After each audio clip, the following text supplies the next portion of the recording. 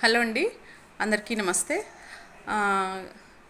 గరికిపాటి గారిది వీడియో ఉంది కదా, చిన్నపిల్లాడిలాగా ఇది ఎడిటింగ్ చేసి బాగుంది. నాకు కూడా వినడానికైతే బాగానే ఉంది. కానీ అలా తయారు చేస్తున్నది ఎవరు? మనమే తయారు చేస్తున్నాం. అయ్యో నా కూతురు కష్టపడకూడదు, అయ్యో నా కూతురు ఎంతసేపు ఉన్నా సింగిల్గా ఉండాలి, నా కూతురుదే పెత్తనం చెయ్యాలి, నా కూతురు మాటే వినాలే, అత్త ఉండొద్దు మామ ఉండొద్దు అని సంబంధాలు చూస్తున్నది ఎవరు? పేరెంట్సే కదా. అలాంటప్పుడు కూతురు చేస్తున్న దాంట్లో ఆశ్చర్యపోవాల్సిందే ఉంది. ఫస్ట్ తల్లి అలా స్టెప్ తీసుకున్నప్పుడు కూతురు కూడా అలానే స్టెప్ తీసుకుంటుంది. అలా కాదు, ఒక ఉన్నత కుటుంబానికి వెళ్ళి అత్త మామ భర్త వదిన అక్క అట్లా ఉండే కుటుంబానికి వెళ్తే నీకు కొంతవరకు తెలుస్తుంది, రిలేషన్ ఎలా మెయింటైన్ చేయాలనేది తెలుస్తుంది అని నచ్చ చెప్పి అలాంటి సంబంధాలే వెతికితే ఖచ్చితంగా పిల్ల కూడా అలానే కోరుకుంటుంది.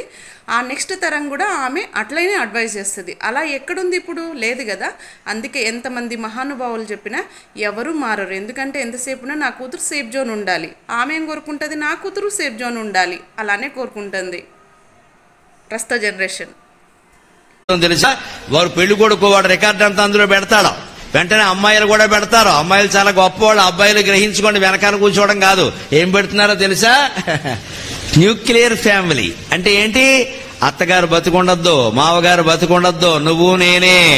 తర్వాత కూడా నువ్వు నేను ఎంతకాలం ఉంటామో తెలియదు. నీ దారి నీదే, నా దారి నాదే. ఇదండి పెడుతున్నది న్యూక్లియర్. న్యూక్లియర్ అంటే ఆటం బాంబు పేలినట్టే. ఒంటరి